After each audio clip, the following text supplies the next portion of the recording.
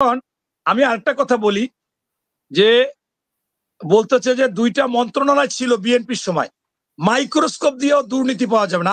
আপনি বলেন ওই দুইটা মন্ত্রণালয় টেন্ডার চাকরি ওনাদের যারা বাংলাদেশ ওই মন্ত্রণালয় যারা পিএস এপিএস এরপর সকল চাকরিজীবী জামাতের, তো এইটা তো আরো বড় দুর্নীতি।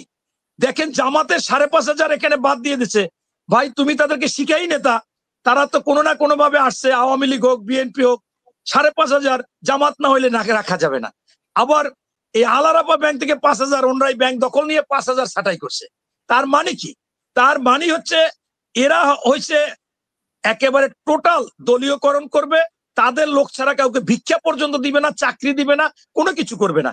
এবং একটা ডাহা মিথ্যা কথা বললো, নির্বাচন কমিশনে আবেদন দেওয়া হয়েছে ইসলামী ব্যাংক, হাসপাতাল, ইসলামী ব্যাংক, ইবনে সিনা এই প্রতিষ্ঠানগুলো জামাতের লোক, এদেরকে যদি আপনারা নির্বাচনী ডিউটি দেন, সাথে সাথে আপনার এই ওনাদের সেক্রেটারি একেবারে বিবৃতি দিল যে এদের সাথে জামাতের কোনো সম্পর্ক নাই, এইরা আমরা এটা চিনিও না জানিও না।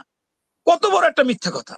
আবার কথায় কথায় বলে এখন হলে 56টা দল নিবন্ধিত, বলে বিএনপি ছাড়া কেউ এই পিআর হবে না, এটা চায়, সবাই পিআর চায়, অথচ ওনাদের সাথে মাত্র 6টা-7টা দল। এখন এরা এরকম অহরহ মিথ্যাচার করবে, কৌশল খাটাবে, অপকৌশল খাটাবে, তাদের সুবিধার জন্য যা ইচ্ছে তাই করবে। আমি কালকে একটা ভিডিও দেখলাম, একজন মহিলাদের তালিম করতে আইনে নোয়াখালীতে পিছনে এমপি প্রার্থী বসে আছে। হ্যাঁ, এমন মনে হয় যেন বাদরের মতো পাশা একটু উঁচু করে দেখে তাকাইয়া ভিতরে মহিলারা কি করে। এখন এই পোলাপাড়া সে যুব দল, ছাত্র দল, স্বেচ্ছাসেবক দল ধরছে। আপনি এখানে কেন? এখানে ভিতরে মহিলারা তালিম করে, আপনি পিছনে বসে কি দেখেন? ভিডিওটা আছে, আমি সেভ করে রাখছি। এখন উনি বলে যে আপনি চিনেন, আমি এমপি প্রার্থী, আপনাকে ভালোভাবে চিনি। এদের আনছেন তালিম করতে, ওইখানে দেখেন আপনাদের দাঁড়িপাল্লায় ভোট চায় কিনা এবং চাচ্ছে। আপনি কি দাঁড়িপাল্লার ভোট চান? আবার কালকে আরেকটা দেখলাম হাই স্কুলে যারা ভোটার না, সেইখানে তাদেরকে পিটি করার সময় দাঁড়া করাইয়া এই দাঁড়িপাল্লায় ভোট দেওয়ার জন্য মানুষ সবাইকে বলবে, আত্মীয় স্বজনকে বলবে, সেইখানে এই প্রার্থী বলতেছে। অতএব এরা আসলে উন্মাদ হয়ে গেছে, পাগল হয়ে গেছে যা কিছু, এবং আবার মনে করতেছে যে ক্ষমতা তাদের হাতে চলে আসছে। তাই আমি মনে করি এই সরকার যেটা বলেছে সেটা সঠিক না। এইখানে কোনো ওই দল দল মিলে এটার সমাধান হবে না। ঐক্যমত তাহলে তো আগেই হয়ে যেত, তাহলে 5টা বাদে আর বাকিগুলো হলো না কেন? সেইখানে এই সরকারের দায়িত্ব নিতে হবে। আমি মামুন মাহবুব ভাই যেটা বলেছেন যে আসলে মানুষের এখন সর্বোপরি একটা নির্বাচন দরকার, নির্বাচিত সরকার ছাড়া কিছু হবে না।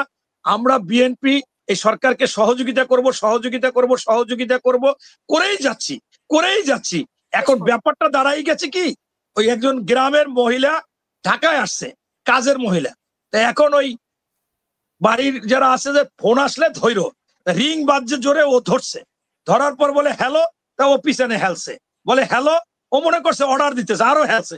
এখন হেলতে হেলতে একেবারে চলে গেছে একেবারে অলের সাথে, আর হেলতে পারে না, কষ্ট করে আরো চেষ্টা করতেছে। এখন বলে হ্যালো, আমি আর হেলতে পারতেছি না, আমি হেলতে হেলতে আমার কষ্ট হয়ে যাচ্ছে। এখন মনে করেন বিএনপি কে এরকম একটা অবস্থায় হেলাইছে যে মনে করতেছে আমরা আসলে কিছুই বলতেছি না, ওনরা যা বলতেছে আমরা কিন্তু সেইটা কাজ করতেছি, পূর্ণ সহযোগিতা করতেছি। বরঞ্চ এনসিপি জামাত সহযোগিতা করে না।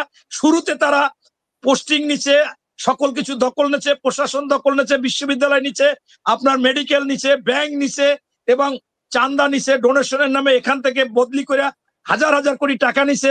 আমরা কিছু বলি নাই যে নির্বাচন হয়ে যাবে, অসুবিধা নাই, তাদের কথা সাপোর্ট দিচ্ছে, অসুবিধা নাই। কিন্তু এখন কি হচ্ছে? এখন কিন্তু তারাই আবার নির্বাচন কমিশনকে বিতর্কিত করতেছে, সেনাবাহিনীকে বিতর্কিত করতেছে, এই সরকারকে বিতর্কিত করতেছে। আব্দুল্লাহ তাহের বলে তার কাছে রেকর্ড আছে, তাহলে উনি কি রেকর্ডের কাজ করে? উনি এই কথা বলে, ওনাকে তো এখনই গোয়েন্দা সংস্থা থেকে এই রাষ্ট্রদ্রোহী কাজের জন্য তাকে গ্রেফতার করা উচিত। উনি কি সেইটার দায়িত্বে? অনেক সব রেকর্ড নাকি উপদেষ্টাদের আছে, অমুকের আছে, তমুকের আছে, সেইটা আবার বলে যে আমার কাছে উপদেষ্টারা এসে বসে থাকে, আমার অবস্থান আগের চাইতে ভালো, এটা আবার সাংবাদিকদের বলে। কি লজ্জাজনক।